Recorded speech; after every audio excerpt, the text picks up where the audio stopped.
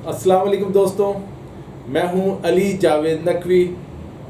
وزیر اعظم عمران خان نے قومی اسمبلی میں خطاب کرتے ہوئے اسامہ بن لادن کو شہید قرار دے کر ایک نئی بحث چھیڑ دی ہے۔ حکومت اور اسٹیبلشمنٹ میں اختلافات بڑھتے ہوئے محسوس ہو رہے ہیں اور اس کی حدت بھی بڑھ رہی ہے۔ لگتا ہے عمران خان کے پاس 6 ماہ سے بھی کم مدت رہ گئی ہے۔ اس کے بعد کیا ہوگا ابھی حتمی طور پر کچھ نہیں کہا جا سکتا۔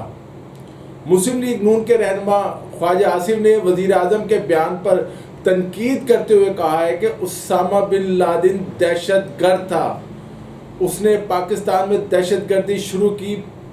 اسمبلی اجلاس کے بعد جب صحافیوں نے وزیر خارجہ شاہ محمود قریشی سے سوال کیا کہ وزیر اعظم نے آج اسامہ بن لادن کو شہید قرار دیا ہے، آپ کیا کہتے ہیں؟ جس کا شاہ محمود قریشی نے کوئی جواب نہیں دیا، لیکن ان کے دوسرے جوابوں اور باڈی لینگویج سے جو ہے وہ پتہ چل رہا تھا کہ گڑبڑ چل رہی ہے، معاملہ ٹھیک نہیں۔ حکومت چند ماہ کی مہمان ہے۔ میرا خیال ہے 2021 کے شروع میں یا آئندہ چند ماہ میں حکومت کا دڑن تختہ ہو جائے گا۔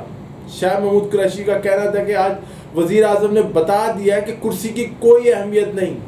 میں پی ٹی آئی کے کارکنوں کو کہوں گا کہ حکومت چلی جائے، نظریے پر سمجھوتا نہیں ہوگا۔ اب سوال یہ ہے کہ پی ٹی آئی کا نظریہ کیا ہے اور انہوں نے اپنے نظریے پر جو سمجھوتا ہے وہ کس سے کرنا تھا؟ اس کا جواب بے حد پیچیدہ ہے۔ عمران خان بات ریاست مدینہ کی کرتے ہیں، اسامہ بن لادن کو شہید قرار دیتے ہیں، لیکن ان کی عملی زندگی اس کے بالکل برعکس ہے۔ پیپلز پارٹی کے چیئرمین بلاول بھٹو نے بھی عمران خان کو آڑے ہاتھوں لیا ہے۔ بلاول بھٹو کے مطابق عمران خان کی تقریر عوام کے لیے نہیں بلکہ سلیکٹرز کے لیے تھی جو انہیں اقتدار میں لائے۔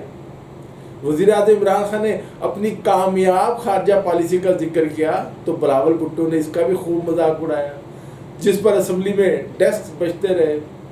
وزیر اعظم عمران خان نے خاندان مغلیہ کی تاریخ بیان کرتے ہوئے کچھ غلطیاں کی جو پہلے بھی کئی دفعہ کر چکے ہیں، جس کی نشاندہی خواجہ آصف نے اپنی تقریر میں کی۔ یہ خبر بھی ہے کہ وزیر اعظم سے ملاقات میں وفاقی وزیر جو ہے منصوبہ بندی اسد عمر اور وزیر خارجہ شاہ محمود قریشی نے عمران خان سے مطالبہ کیا کہ فواد چودھری سے استعفیٰ لیں۔ اگر وہ استعفیٰ نہیں دیتے تو انہیں کابینہ سے نکال دیا جائے گا یا نکال دیا جائے، لیکن بعد میں شاہ محمود قریشی نے کہا میں تو ایسی کوئی بات ہی نہیں کی۔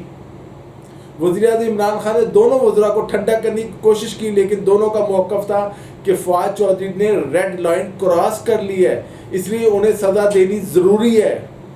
حکومت اور اسٹیبلشمنٹ ایک پیج پر نظر نہیں آ رہی، لیکن عمران خان کے لیے ایک واحد اچھی بات یہ ہے کہ اسٹیبلشمنٹ کی جانب سے ابھی تک حکومت کو ہر معاملے میں گرین سگنل مل رہا ہے۔ لیکن کیا اب اسامہ بن لادن کو شہید کہنا حکومت کی پالیسی ہے یا وزیر اعظم کی زبان پھسلی ہے؟ دیکھتے ہیں اس کی تردید آتی ہے یا نہیں۔ یہ معاملہ وزیر اعظم عمران خان کے گلے کی ہڈی بھی بن سکتا ہے۔ امریکہ اور دیگر ممالک کی طرف سے بھی رد عمل آ سکتا ہے، یہ بھی ممکن ہے۔ بدلتی ہوئی عالمی اور علاقائی سیاست میں ہم پیٹ ٹھونک کر امریکی پالیسیوں کے خلاف اور چین کی حمایت میں میدان میں آنے کا فیصلہ کر چکے ہیں۔ اگر ایسا کوئی فیصلہ کیا گیا ہے تو اس کے اثرات بہت زیادہ ہوں گے۔ عمران خان نے اپنے خطاب میں یہ بھی کہا ہے کہ آج کے پاکستان میں ڈرون حملے پاکستان کی اجازت سے ہوتے رہے، لیکن سوال یہ ہے کہ اس وقت یہ اجازت کیوں دی گئی تھی؟ دوستوں، آج کے لیے اتنا ہی۔ علی جاوید نقوی کو اجازت دیجیے، اپنا خیال رکھیے گا۔ خدا حافظ۔